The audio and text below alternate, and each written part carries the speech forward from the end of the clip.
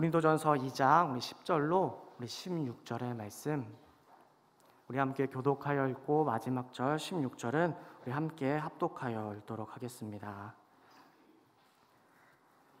오직 하나님이 성령으로 이것을 우리에게 보이셨으니 성령은 모든 것 곧 하나님의 깊은 것까지도 통달하시느니라.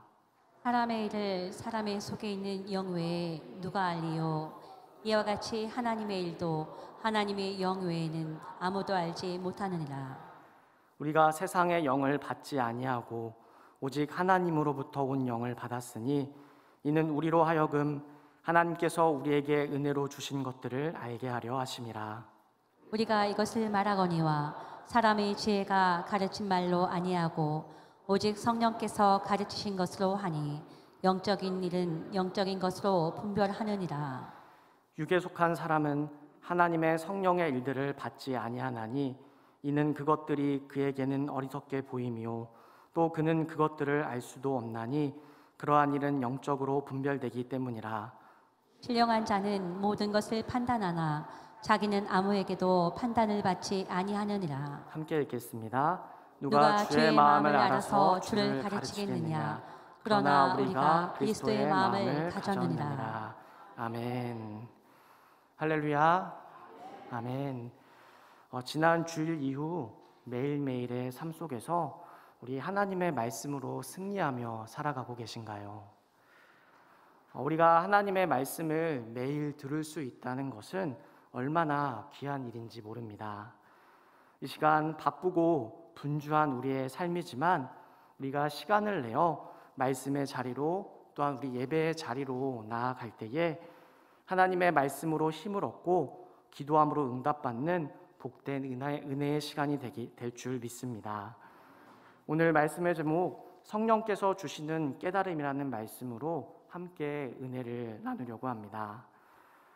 제가 지난 설교 때에 우리가 함께 나누었듯이 고린도 교회에는 많은 문제가 있는 교회였다라고 함께 말씀을 나누었습니다. 그 문제는 고린도 교회가 건강한 교회로 성장하는 것을 방해하였고 하나님께서 원하시는 교회의 모습이 아니었기 때문에 사도 바울은 편지를 통해 건강한 교회로 세워지고 또 쓰임받기를 원하며 권면하게 됩니다. 특별히 고린도전서 1장에 나타났던 고린도 교회의 문제는 서로 편을 가르고 당을 나누는 그런 문제였지요. 당시 헬라 철학의 영향을 받았기에 자연스럽게 그 문화가 교회 안으로 들어오게 되었고 교회 안에서도 자신이 좋아하는 사역자나 또한 자신에게 세례를 베풀고 말씀을 가르쳐 배웠던 성도들은 그 사역자만을 최고로 생각하며 당을 짓게 된 것입니다. 편지를 보내는 사도 바울 역시 자신을 따르는 그 무리가 더 크게 많아지게 되면 앞으로 자신의 사역에 도움이 될 것이 분명했습니다. 하지만 바울은 그렇게 하지 않고 그리스도께서 어찌 나뉘었느냐?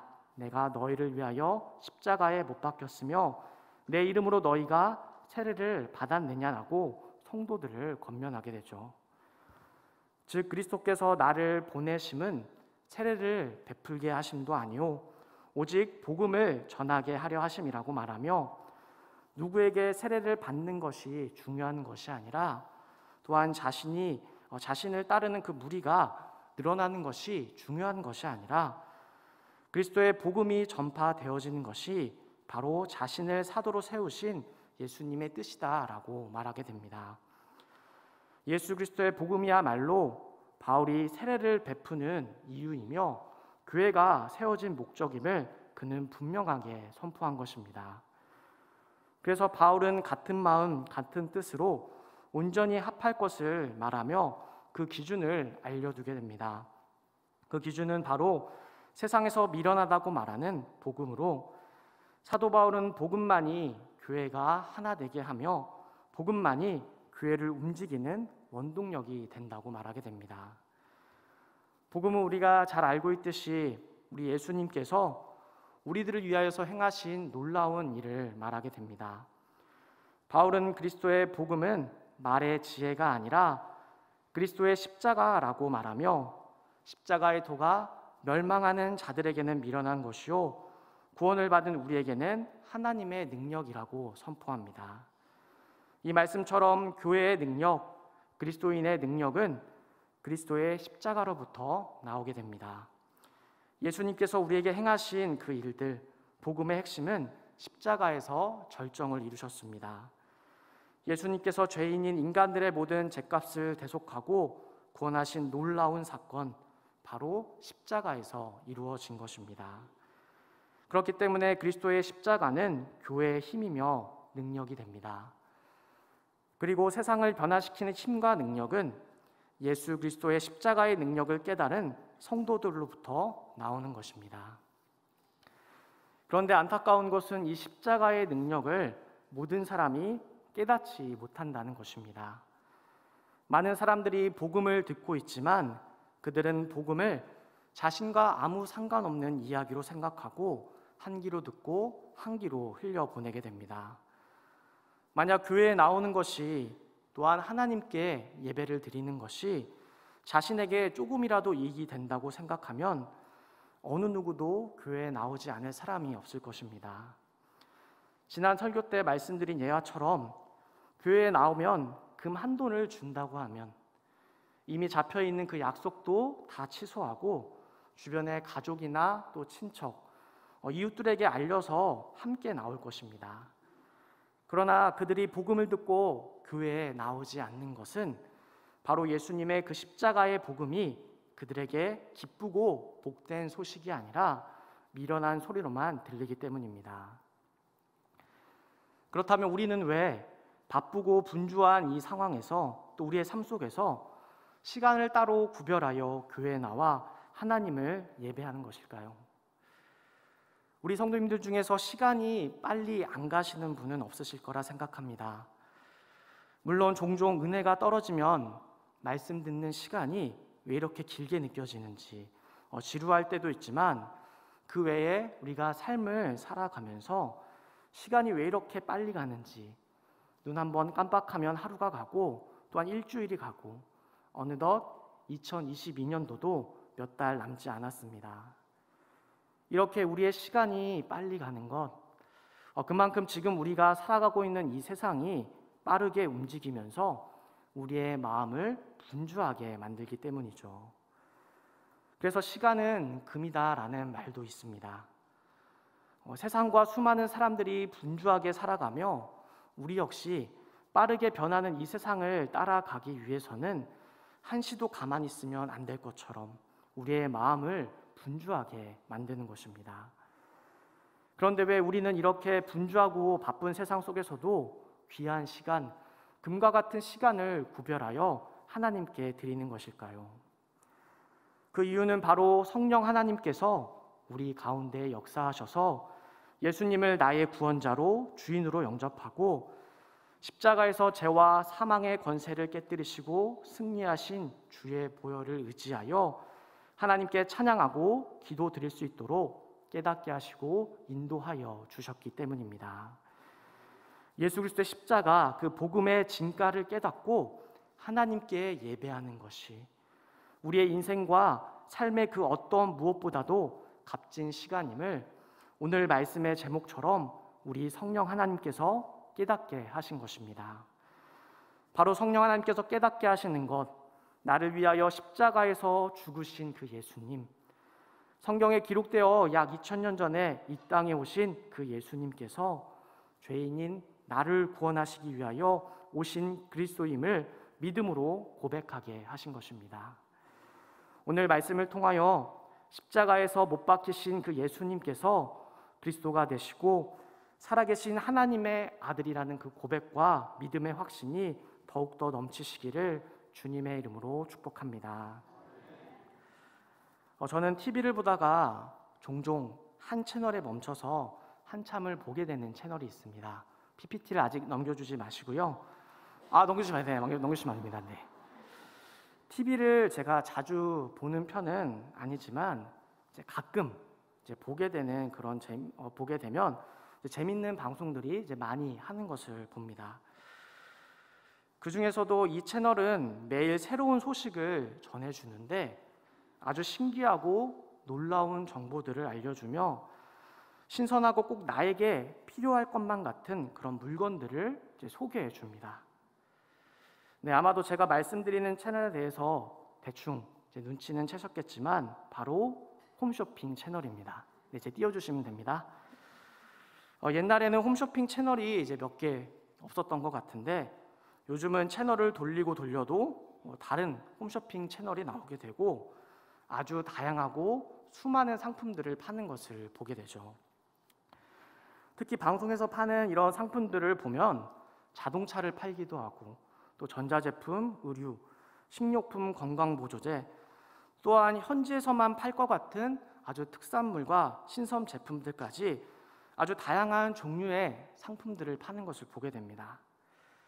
심지어 이제는 단순한 물건이 아닌 여행 상품을 팔기도 하고 영어나 중국어 등과 같은 교육을 받을 수 있는 이용권을 팔기도 합니다. 또한 미용이나 성형 시술권까지 우리가 알고 있는 마트보다도 아주 다양한 상품들을 파는 것을 보게 됩니다. 물건을 직접 눈으로 보지 않고 만져보지도 않고도 이런 것까지 팔 수 있구나, 신기하면서도 놀라운 것들이 있어 제가 보게 되는데, 바로 채널을 돌리지 못하고 한참을 더 보게 되는 이유는 그 물건을 파는 쇼호스트의 말을 듣고 있다 보면 너무 재밌기 때문이죠. 꼭 이 상품을 지금 바로 지금 이 순간 안 사는 사람은 바보가 되는 것 같고 꼭 후회할 것처럼 그들이 말을 합니다. 이 제품은 지금까지 볼 수 없었던 최고의 제품이고 다른 제품과는 비교할 수도 없는, 이 제품만 쓰면 꼭 효과를 다 누리고 건강해질 수 있으며 이 제품 하나만으로도 이 세상의 행복과 평안을 다 얻은 것처럼 아주 특별한 사람이 될 수 있다고 그들이 표현하고 있습니다. 그래서 많은 사람들이 그 말을 듣고 어떻게 하나요? 네, 바로 전화를 들고 주문을 하기도 하고 아니면 리모컨에 있는 주문 버튼을 눌러 제품을 구매하게 됩니다.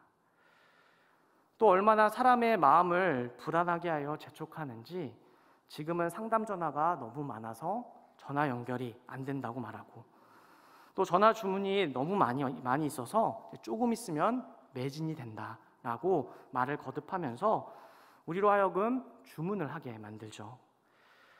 거기에 추가로 주는 사은품들이 어마어마하게 많습니다. 또 그것으로 끝나는 것이 아니라 50% 할인도 해주고 1+1도 해주고 무이자 할부까지, 이 상품을 지금 신청하지 않으면 꼭 손해보고 후회할 것만 같은 그 마음을 바로 소비자들에게 심어주는 것이죠. 그래서 우리 성도님들께서도 이 물건이 지금 당장 나에게 필요한 것이 아닌데도 그 쇼호스트의 말에 설득되어서 이 제품들을 구매하신 경험이 한 번쯤은 있으실 거라 생각됩니다. 이렇게 사람의 말에는 사람의 마음을 움직이는 힘이 있습니다. 어떻게 말하고 또 어떻게 표현하는가에 따라서 사람의 마음이 하늘로 올라가기도 하고 반대로 땅속 깊숙이 떨어지기도 합니다. 우리가 살아가는 이 삶 속에서 어떻게 말하는가에 따라 사람들의 인기를 얻을 수 있으며 반대로 인기를 잃을 수도 있기 때문에 말의 지혜는 우리가 삶을 살아감에 있어서 아주 중요한 부분이기도 합니다. 그래서 말을 잘하는 방법, 또 대화와 설득을 잘하는 방법에 대한 강의나 책들이 화면에 있는 것처럼 시중에 많이 나와 있습니다. 보통 말을 잘하는 사람, 설득력 있게 하는 사람은 어떤 사람일까요? 말을 잘하는 사람은 아주 논리적이고 같은 내용을 전달해도 재미있고 또 듣는 사람으로 하여금 집중하게 하며 그 사람의 말을 들으면 들을수록 그 사람이 말하는 것에 설득되어 동의하게 되는 힘이 있습니다. 또한 청중이나 말을 듣는 사람들의 입장과 이 상황을 먼저 잘 생각하고 그 사람의 필요를 채워주는 그런 사람이죠. 그 사람의 상태가 어떠한지, 무엇을 필요로 하는지, 어떤 고민과 어떤 마음으로 살아가고 있는지 그 사람의 상황과 환경을 헤아려서 위로하고 필요를 채워주는 말을 한다면 바로 그 사람의 마음을 얻을 수 있는 것입니다. 그래서 격려와 위로가 필요한 사람에게는 격려와 위로의 말을 하고, 정답과 충고가 필요한 사람에게는 정답을 제시해 줄 수 있는 이 사람이 바로 세상이 말하는 지혜이며 4절에서 말하는 설득력 있는 지혜의 말이 될 것입니다. 그런데 사도 바울은 이상하게도 사람의 마음을 움직일 수 있는 설득력 있는 사람의 지혜의 말이 아닌 성령의 나타나심과 능력만을 전한다고 말하고 있습니다. 즉 2절에서 말하듯이 내가 너희 중에서 예수 그리스도와 그가 십자가에 못 박히신 것 외에는 아무것도 알지 아니하기로 작정하였다라고 말하는 것입니다. 즉 예수 그리스도와 그가 십자가에 못 박히신 것만을 그는 전하겠다고 말하는 것입니다. 앞서 이야기했듯이 사람들의 마음을 움직이는 이 지혜의 말을 하면 그 물건이 꼭 필요하지 않는 사람도 사람의 말에 의해 설득되어 물건을 사게 됩니다. 그런데 복음을 꼭 전해야만 하는 이 바울의 입장에서 설득력 있는 사람의 말로 하면 더 많은 사람을 전도할 수 있음에도 그는 설득력 있는 지혜의 말로 하지 않겠다는 것입니다.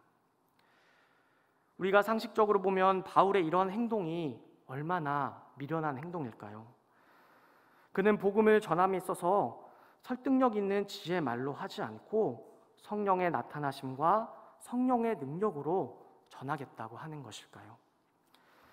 차라리 바울에게 지혜의 말을 전할 능력이 없어서 그런 것이라면 이해라도 할 텐데 그런 것도 아니었습니다. 사도 바울은 우리가 잘 알고 있듯이 가말리엘이라는 뛰어난 스승 밑에서 배운 바리새인 중에 바리새인으로 율법에 대한 학식이 아주 풍부했던 사람입니다.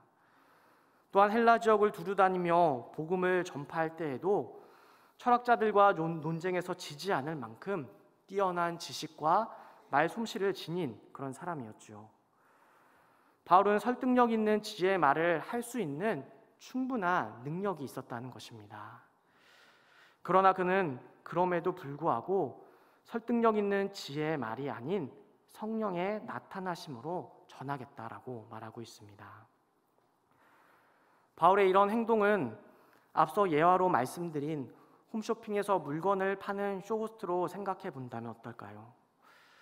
바울처럼 하는 것은 쇼호스트가 자신이 파는 상품의 이름과 기능 정도만 대충 설명하는 것과 같습니다. 제품에 대해서 어떤 수식어나 과장도 하지 않고 심지어 물건을 홍보하고 판매하는 사람이 절대 말해서는 안 되는 단점까지도 말하는 것이죠. 만약 쇼호스트가 제품을 이렇게 판다면 어떨까요? 그 물건을 아무도 사지 않겠죠. 그런데 바울이 예수님께서 행하신 놀라운 일인 이 복음을 전함에 있어 바로 이런 모습으로 전하는 것입니다. 아니 복음을 전해야 하는 입장에서 되도록 많은 사람들에게 전해야 하고 예수님의 지상 명령처럼 땅끝까지 전하여 많은 사람들을 제자 삼아야 하는데 바울은 사람을 설득하는 지혜로운 말이 아닌 사람들이 듣기 싫어하고 미련하다고 말하는 이상한 말로 복음을 전하고 있는 것입니다. 바울이 이렇게 설득력 있는 지혜의 말로 복음을 전하지 않는 것, 그것은 사람의 말, 세상의 지혜로는 복음을 설명할 수 없기 때문입니다. 다른 말로 하면 5절의 말씀처럼 너희 믿음이 사람의 지혜에 있지 아니하고 다만 하나님의 능력에 있게 하기 위해서 바울은 성령의 능력으로 복음을 전하는 것입니다. 이것이 바로 복음의 신비입니다. 그는 6절로 8절의 말씀에 다음과 같이 말하고 있습니다. 우리 함께 우리 6절부터 우리 8절의 말씀 우리 함께 읽도록 하겠습니다. 시작. 그러나 우리가 혼자는 자들 중에서는 지혜를 말하노니 이는 이 세상의 지혜가 아니요 또 이 세상에서 없어질 통치자들의 지혜도 아니요 오직 은밀한 가운데 있는 하나님의 지혜를 말하는 것으로서 곧 감춰졌던 것인데 하나님이 우리의 영광을 위하여 만세전에 미리 정하신 것이라. 이 지혜는 이 세대의 통치자들이 한 사람도 알지 못하였나니 만일 알았더라면 영광의 주를 십자가에 못 박지 아니하였으리라. 아멘. 이 말씀을 근거로 우리가 생각해 볼 때 세상의 지혜로는 절대 하나님을 알 수 없고 예수님을 믿을 수 없으며 고로 하나님의 자녀가 될 수 없다는 것을 알 수 있습니다. 즉 인간의 어떤 지혜와 인간의 어떤 노력으로도 깨어진 하나님과의 관계를 회복할 수 있는 방법이 없다는 것입니다. 성경 곳곳에서 증거하듯이 하나님의 지혜는 세상의 지혜와 다릅니다. 앞서 1장에서도 바울이 선포하듯이 아무리 뛰어난 사람의 지혜를 가진 그런 사람이라도 하나님의 어리석음과 미련함에 미치지 못합니다. 즉 인간의 생각, 세상의 생각으로 아무리 뛰어난 지식과 논리가 있을지라도 하나님의 지혜를 설명하지 못한다는 말입니다. 그래서 하나님께서는 창세전부터 하나님의 지혜를 깨닫게 하시기 위한 그 방법을 만드셨는데 바로 인간의 지혜가 아닌 성령 하나님의 지혜를 통하여 복음의 신비와 비밀을 깨닫게 하신 것입니다. 그래서 우리가 읽은 10절의 말씀처럼 오직 하나님이 성령으로 이것을 우리에게 보이셨으니 성령은 모든 것 곧 하나님의 깊은 것까지도 통달하사 깨닫게 하여 주신 것입니다. 하나님께서 자신을 드러내지 않으신다라면 절대 인간의 지식과 지혜로 하나님을 알 수 없습니다. 사실 지금 인간의 지혜가 얼마나 뛰어나나요? 기술이 발전하여서 멀리 떨어져 있는 그 사람과도 우리가 화상통화로 옆에 있는 것처럼 얼굴을 마주보면서 전화하는 시대를 살고 있습니다. 또 지구의 어떤 것도 하루 안에 갈 수 있는 그런 세상이 되었죠. 또한 동식물의 세포지도 또 인간의 세포지도까지 만들어서 많은 연구들을 진행하여 과거에는 원인도 알지 못하고 죽었던 많은 질병들의 그 원인과 치료법까지도 발견하게 되었습니다. 그리고 우주에 위성을 만들어 쏘아 올리고 지구를 벗어나 다른 행성까지도 탐사하고 있는 시대를 바로 우리가 지금 살아가고 있죠. 그러나 이런 시대에도 지구를 뛰어넘어서 우주의 모든 만물을 6일 만에 창조하신 우리 하나님의 지혜를 생각해 본다라면 인간의 지혜가 얼마나 보잘것없고 인간이 티끌 같은 존재임을 우리는 깨닫게 됩니다. 그래서 예수님께서 택하시고 불렀던 제자들 또한 마찬가지였습니다. 약 2000년 전에 예수님께서 이 땅에 오시고 사역하시면서 제자들을 부르셨습니다. 그들은 예수님과 함께 먹고 또한 예수님과 함께 생활하며 예수님의 놀라운 능력들을 모두 눈으로 보기도 하고 손으로 직접 만지기도 했죠. 우리는 성경으로만 읽어도 놀라운 능력들, 사람의 어떤 노력으로도 치료받지 못하던 그런 병자들이 회복되어지는 사건, 또 귀신 들려 사람들이 피하였던 그런 사람들이 주님의 말씀 한마디에 정상으로 돌아오기도 하고 성난 파도를 꾸짖어 잠재우시고 무리를 걸으시며 자연까지도 순복하시는 그런 예수님의 능력, 거기에 죽은 사람까지도 다시 살리시는 놀라운 능력을 직접 경험한 사람들이 바로 예수님의 제자들이었습니다. 만약 이 시대에 교회에서 이런 일들이 일어난다면 모든 사람들이 교회를 함부로 비판하지 못하고 모두 예수님을 믿기 위해 교회로 몰려오겠죠. 그러나 예수님의 능력을 실제로 경험한 이 제자들의 믿음과 모습은 경험하지 않은 사람들과 별반 다르지 않았습니다. 곧바로 예수님께서 유대 종교 지도자들에게 붙잡혀 갈 때에 당당하게 예수님을 따라갔던 제자들은 한 명도 없었습니다. 자신도 예수님처럼 붙잡혀 갈 것을 두려워하여 모두 도망가게 되고 수제자라고 불리는 베드로만이 몰래 숨어 따라가게 되죠. 하지만 그마저도 자신을 알아보는 사람들에게 예수님의 예언처럼 예수님을 부인하고 저주하는 모습을 보입니다. 그런데 제자들이 이런 모습을 보이는 것은 어쩌면 당연한 결과이기도 합니다. 왜냐하면 아직 그들 가운데에 성령 하나님께서 함께 하시지 않기 때문입니다. 제자들은 예수님을 따라다니며 예수님의 능력을 직접 보고 경험하여 알았지만 그것이 세상과 자신의 환경을 이겨내는 절대적인 믿음이 되지는 못했습니다. 바로 인간의 지혜와 지식으로 예수님을 경험하였기 때문에 상황에 따라 언제든지 무너질 수밖에 없는 겨자씨보다도 못한 그런 작은 믿음이었던 것입니다. 그들이 아무리 예수님과 함께 다니며 주님께서 행하신 모든 기적을 경험하고 직접 예수님께서 가르침을 받은 그런 예수님의 제자라고 할지라도 성령 하나님께서 깨닫게 하지 않으신다라면 절대 예수님의 그 십자가와 복음의 능력을 깨달을 수 없다는 것입니다. 그래서 예수님께서는 요한복음 14장부터 16장의 긴 말씀을 통해서 제자들에게 성령 하나님에 대하여 말씀하여 주십니다.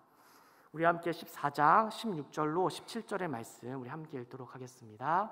시작. 내가 아버지께 구하겠으니 그가 또 다른 보혜사를 너희에게 주사 영원토록 너희와 함께 있게 하리니 그는 진리의 영이라. 세상은 능히 그를 받지 못하나니 이는 그를 보지도 못하고 알지도 못함이라. 그러나 너희는 그를 아나니 그는 너희와 함께 거하심이요 또 너희 속에 계시겠습니다. 또한 26절에서 이렇게 말씀합니다. 보혜사 곧 아버지께서 내 이름으로 보내실 성령 그가 너희에게 모든 것을 가르치고 내가 너에게 말한 모든 것을 생각나게 하신다라고 말씀해 주고 있습니다. 또한 15장 26절에서 다음과 같이 말하는데 우리 함께 읽도록 하겠습니다. 시작. 내가 아버지께로부터 너희에게 보낼 보혜사 곧 아버지께로부터 나오시는 진리의 성령이 오실 때에 그가 나를 증언하실 것이요. 또한 16장 13절 말씀에서도 진리의 성령이 오시면 그가 너희를 모든 진리 가운데로 인도하여 주실 것이다 라고 말씀하고 있습니다.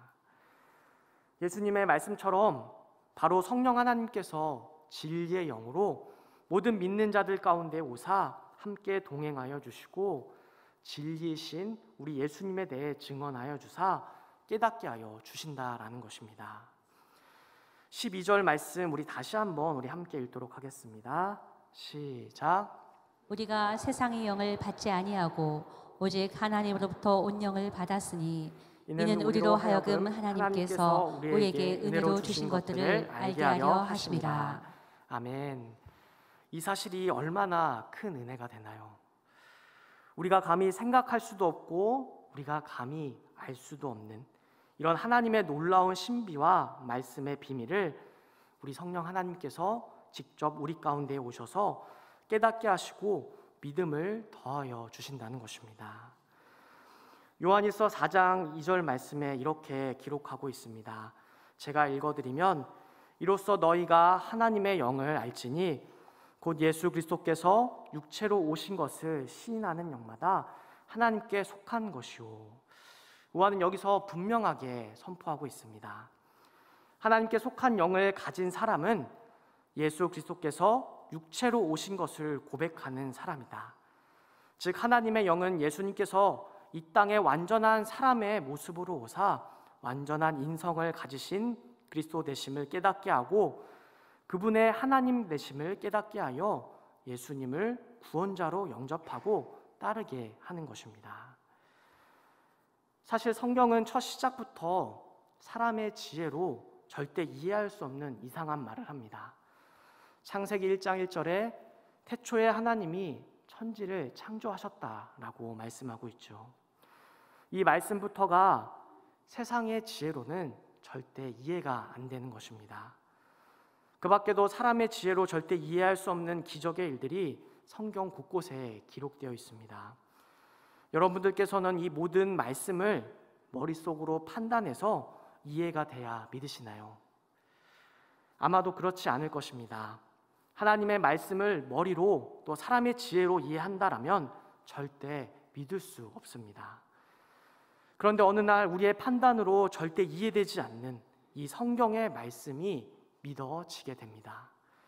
이해하려고 해도 이해되지 않는 이 말이 안 되는 이 이야기가 믿어지게 되는 것이죠. 이것이 바로 우리 성령 하나님께서 주시는 깨달음입니다. 또한 베드로전서 4장 14절 말씀에 이렇게 기록하고 있습니다. 우리 함께 읽도록 하겠습니다. 시작. 너희가 그리스도의 이름으로 치욕을 당하면 복 있는 자로다. 영광의 영 곧 하나님의 영이 너희 위에 계심이라. 아멘. 이 말씀처럼 이제 하나님의 자녀가 된 우리는 다른 곳에 인생의 목적이 있는 것이 아니라 바로 하나님의 영광에 있다는 것을 깨닫게 된 것입니다. 그래서 주님을 따르며 살아가는 그 길이 고난이 있고 힘든 삶일지라도, 그것이 그리스도의 이름으로 치욕을 당하는 그런 일일지라도 그것을 기쁨으로 여기고 말씀을 따라 살아가는 것입니다. 이렇게 성령 하나님께서 믿는 자들 가운데에 내주하시고 충만하실 때 우리는 하나님의 말씀을 듣고 믿을 수 있으며, 예수님께서 나를 죄로부터 구원하시는 그리스도시요 주인님을 고백할 수 있는 것입니다. 바로 성령 하나님께서 우리를 깨닫게 하여 주사 하나님의 말씀을 살아갈 수 있도록 능력을 더하여 주시는 것입니다. 사도행전 2장 말씀에 우리가 잘 알고 있듯이 제자들에게 예수님께서 약속하신 성령 하나님이 임하시는 말씀이 기록이 되어 있습니다. 그보다 앞선 사도행전 1장 4절로 5절 말씀을 보게 되면 예수님께서 이렇게 말씀하여 주셨는데, 제가 읽어드리면, 사도와 함께 모이사 그들에게 분부하여 이르시되 예루살렘을 떠나지 말고 내게서 들은 바 아버지께서 약속하신 것을 기다리라. 요한은 물로 세례를 베풀었으나 너희는 몇 날이 못되어 성령으로 세례를 받으리라 하셨느니라. 그들이 주님의 약속을 기대하며 다 같이 모여 기도할 때에 성령 하나님께서 기도하는 제자들에게 임하게 되셨고, 그들이 모두 성령 하나님의 충만함을 경험하며 방언으로 기도하게 됩니다. 그리고 성령 하나님께서 믿는 자들과 동행하여 주시며 보혜사로서 그들을 도와주시게 됩니다. 성령 하나님께서 그들과 함께 하시니 이제 제자들은 이전에 예수님을 버리고 도망가고 모른다고 부인했던 제자들이 아닙니다. 성령 하나님께서 제자들과 함께하지 않을 그때에는 눈앞에 놓인 현실과 상황에 믿음으로 승리하지 못하고 실패하였지만, 성령 하나님께서 그들 가운데에 충만하게 되니 이제는 어떤 상황과 환경이 찾아와도 그들이 모두 믿음으로 이겨내게 되는 것입니다. 앞으로 성령 하나님과 함께하는 제자들에게 놀라운 일들이 일어나는데, 예수님을 모른다고 부정했던 대표적인 제자 베드로, 그는 성령 하나님의 충만함과 그 능력으로 그가 담대히 복음을 선포하게 될 때 3,000명, 5,000명이라는 수많은 사람들이 회개하고 예수님께 돌아오는 역사가 나타나게 됩니다. 또한 예수님께서 행하신 기적처럼 안진뱅이를 일으키는 놀라운 능력을 행하기도 하고, 심지어 복음을 전하다가 붙잡혀 자신의 목숨이 위태로운 어려운 상황 속에서도 자신의 목숨을 구걸하지 않고 담대하게 복음을 선포하였습니다. 다른 예수님의 제자들 역시 성령 하나님께서 그들과 함께 하지 않을 때에는 자신의 목숨이 더 중요하여서 모두 흩어져 도망갔지만, 성령 하나님께서 그들 가운데에 충만하게 될 때 죽음도 두려워하지 않고 복음을 전하다가 순교한 것이 성경과 기독교 역사에 기록되어 있습니다. 그 밖에도 우리가 알고 있는 수많은 믿음의 선진들, 성령 하나님께서 함께 하심으로 말미암아 어떤 상황과 환경 속에서도 땅끝까지 복음을 전하는 사명을 감당하였기에 지금 우리가 하나님의 자녀로 교회로 세움받아 이 시간 하나님께 예배를 드릴 수 있는 것입니다.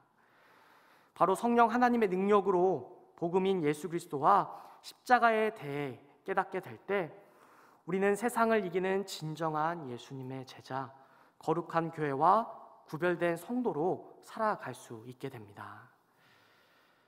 우리 성도님들은 어떠신가요? 예수님의 이름으로 사는 것이 복 있는 인생이며 세상의 기준이 아닌 말씀으로 살아가는 삶이 기쁨이 되시나요? 이제 다시 9월부터 전도국 하반기 사역이 시작되었습니다.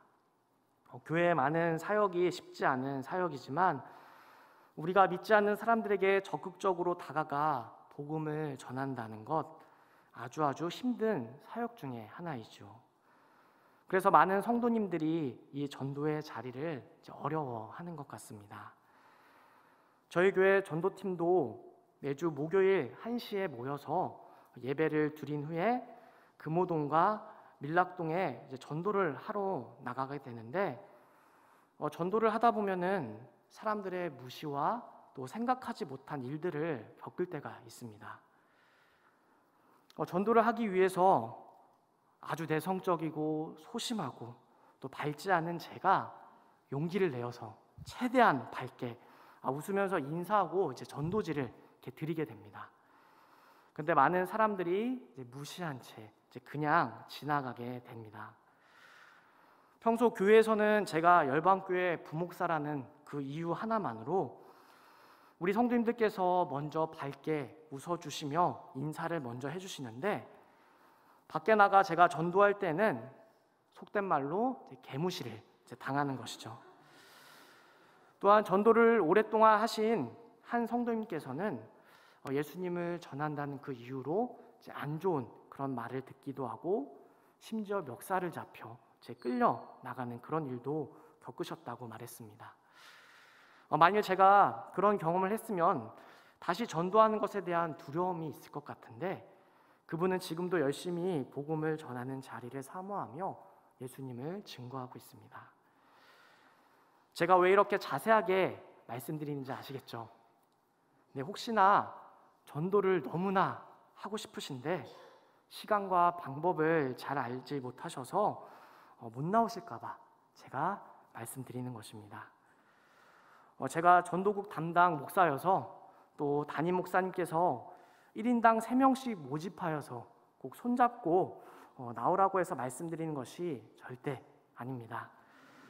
혹시 자원하시는 마음이 있으시다면 내일 목요일 전도에 저와 같이 손잡고 가시면 너무나 감사할 것 같습니다.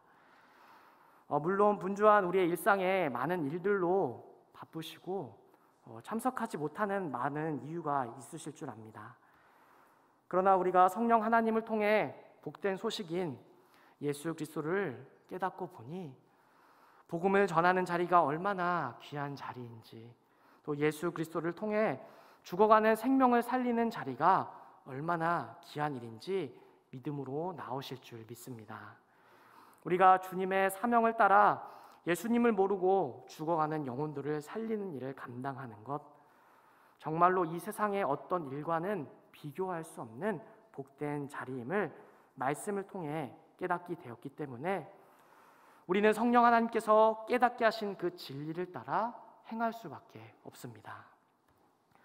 이제 말씀을 정리하면서 오늘도 말에 지혜가 없고 부족한 제가 이 자리에 서서 담대하게 말씀을 선포할 수 있는 것은 다른 것에 능력이 있는 것이 아니라 하나님의 말씀 그 자체에 능력이 있기 때문입니다.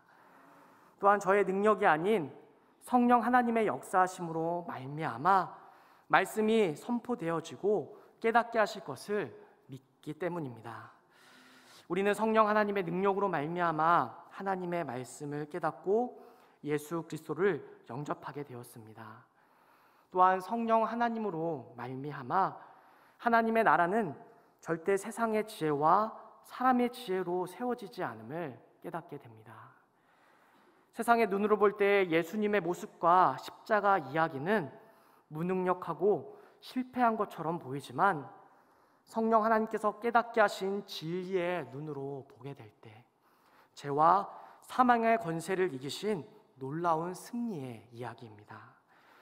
성령 하나님께서는 교회와 믿는 자들로 하여금 복음의 놀라운 능력과 십자가의 신비를 깨닫게 하셨습니다. 다른 말로 하면 16절에 기록하고 있는 것처럼 주의 마음을 깨닫게 하여 주사 그리스도의 마음을 전하게 하신 것입니다. 이제 우리는 성령 하나님께서 깨닫게 하시는 놀라운 복음의 능력을 알았기 때문에 세상의 기준이 아닌 하나님의 말씀을 따라 살아가는 것이며 이 땅에 소망을 두고 살아가는 것이 아닌 하나님의 나라와 영광을 위하여 살아가는 것입니다. 그러나 세상은 하나님의 말씀을 부정하기 때문에 믿음으로 살아가는 교회와 그리스도인들을 미련하다고 말할 것입니다. 또한 우리도 말씀으로 살아가다 부딪히는 많은 일들을 경험하며 의심하며 다른 곳을 볼 때가 있습니다. 그러나 분명한 것은 예수님께서 약속하신 것처럼 우리 가운데에 성령 하나님께서 충만케 될 때 우리는 세상에서 말하는 그 지혜의 소리와 많은 사람들이 걸어가는 넓은 길로 나가는 것이 아니라 좁은 문, 좁은 길로 살아가게 된다는 것입니다. 때로는 우리의 연약함으로 하나님의 말씀을 따르지 못하고 넘어질 수도 있지만 성령 하나님께서는 말할 수 없는 탄식으로 우리에게 회개의 영을 부어주시고 다시 일으켜 세워주사 하나님의 말씀으로 세상의 기준들을 이겨내는 거룩한 하나님의 백성으로 승리하게 도와주십니다. 하나님께서 한번 택한 백성을 절대 포기하지 않으시고 인도하여 주시는 것처럼 성령 하나님께서 언제나 우리의 삶 속에서 우리를 하나님의 말씀으로 살아가도록 인도하여 주실 것입니다. 이 말씀을 기억하심으로 이 시간 우리의 모든 염려와 걱정은 우리 하나님께 내려놓고 하나님의 말씀을 깨닫게 하여 주시고 이 깨달은 말씀으로 살아갈 수 있도록 힘과 능력을 더하여 달라고 기도하시기를 주님의 이름으로 축복합니다. 그럴 때에 우리가 성령 하나님의 충만하심으로 전적으로 하나님만 의지하는 온전한 그리스도인의 삶을 살아가며 우리 하나님의 기쁨이 될 줄 믿습니다.